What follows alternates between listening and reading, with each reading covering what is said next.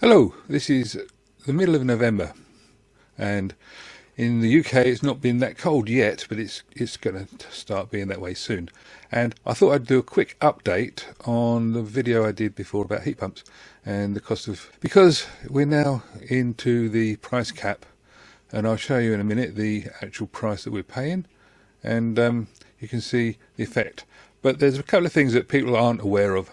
I was talking to a lady the other day and she didn't understand that slopping something around in lukewarm water for a long time was cheaper than heating something up and blasting it with it. That was just an aside. Anyway, what I'm going to do in this video, you see in the background my original video running there. Yes, looking quite nice.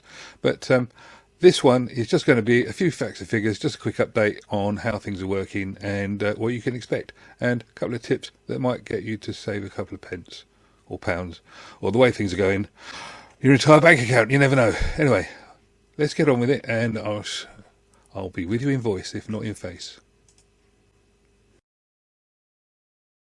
Just a very quick recap. We had the heating system go wrong. It's only a very cheap valve, £5,500 to replace the system because you can't get the valve anymore, and so we ended up using air conditioners. And this is what the crux of the matter is. That air conditioner there is 2.5 times more efficient than a normal fan heater, and that's what it comes down to. Anyway, in this one, got a few more things to look at. This is where I'm coming from. Because of various things in the world, we're now paying 35.05 pence per kilowatt hour. However, compared to the last time I did the video, we've actually managed to keep our bills about the same, actually slightly lower. So I'll include some tips and gadgets which may be able to make you save some money as well. First thing is timers. Great if you've got things like oil heaters and that you want to be able to have on at certain times.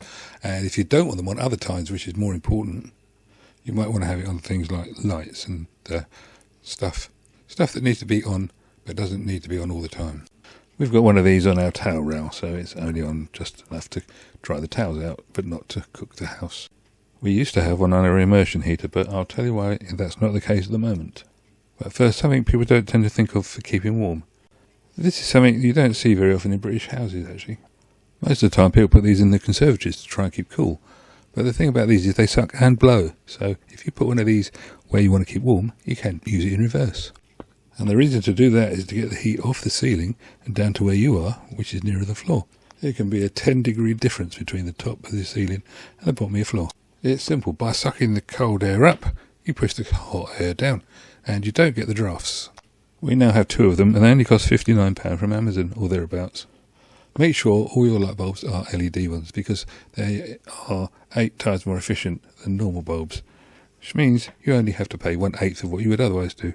Or put it another way, normal bulbs cost a lot to run, and LED ones don't cost anywhere near as much.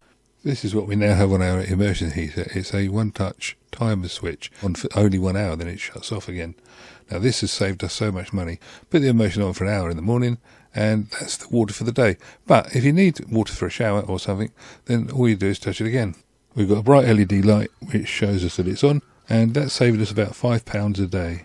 And if we're not in the house, it doesn't get used, so it saves us even more. Finally, tip number 5, the smart meter. Use the data that's on your smart meter. Here you can see there's a day. You can see when the power was being used. Here you can see the weeks, and you can see they're roughly the same.